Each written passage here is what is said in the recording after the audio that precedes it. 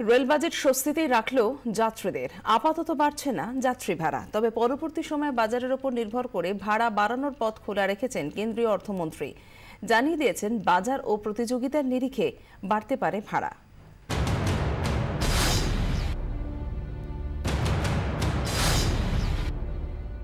গত কয়েক মাসে একের পর এক ট্রেন দুর্ঘটনা, উত্তরপ্রদেশ, বিহার, কানপুর, লাইনচ্যুত ট্রেন, অসংখ্য প্রাণহানি। ফলে বারবারই সামনে চলে আসছিল রেলে যাত্রীর সুরক্ষার প্রশ্ন। চাপ বাড়ছিল রেলমন্ত্রীর ওপর। কিন্তু 5 রাজ্যে ভোটের আগে সুযোগ থাকলেও সংস্কারমুখী বাজেটের সাহসী পথে হাঁটলেন না জেটলি। বাজেট বক্তৃতায় জানিয়ে দিলেন আপাতত ভাড়া বাড়ছে না। Railways will offer competitive ticket booking facility to the public at large. Service charges on e-tickets booked through IRCTC will be withdrawn. জনমোহিনী এই ঘোষণায় খুশি যাত্রীরাও।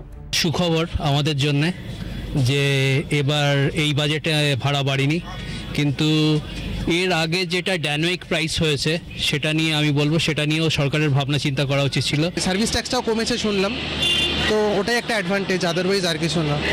বাড়েনি সেটা তো অবশ্যই খুব সুখবর সবার জন্যই, কেন এখন ট্রেনের যা ভাড়া আছে, স্পেশালি রাজধানী বলুন, দুরন্তর বলুন, সেটা বেশ হাই আছে সাধারণ মানুষের জন্য।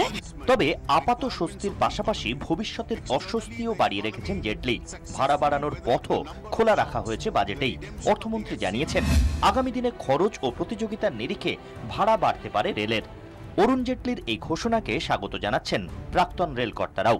ট্যারিফটা কম্পিটিশন বেসড হবে, এইটুকু উনি বলেছেন। এটাকে আপনি ধরে নিতে পারেন একটা হিন্ট।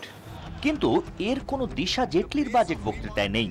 রেলে যাত্রী ভাড়ার ভর্তুকি বইতে গিয়ে পণ্য পরিবহন মাশুল থেকে আসা লাভের গুড় পিঁপড়ে খেয়েছে। ফলে ঘুরে ফিরে সেই টাকার অভাব। এবারে রেলের জন্য বাজেটে বরাদ্দ হয়েছে 1,31,000 কোটি টাকা। এর মধ্যে অর্থমন্ত্রক দেবে 55,000 কোটি।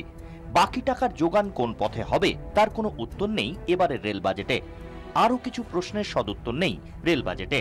রেলের সুরক্ষা নিশ্চিত করতে 1 লক্ষ কোটি টাকার বিশেষ তহবিলের কথা বলা হয়েছে, কিন্তু সেই টাকাও কোথা থেকে আসবে তার কোনো সঠিক পথ দেখানো হয়নি বাজেটে।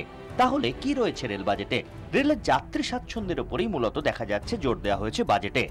আইআরসিটিসিতে টিকিট কাটলে সার্ভিস চার্জ দিতে হবে না যাত্রীকে। 2019 সালের মধ্যে ভারতীয় রেলের প্রতি কামরায় থাকবে বায়ো টয়লেট। প্রতিবন্ধীদের সুবিধার্থে 500টি স্টেশনে লিফট ও চলমান সিঁড়ি তৈরি করা হবে। 2020 সালের মধ্যে সমস্ত প্রহরীবিহীন লেভেল ক্রসিং বিলোপ করা হবে।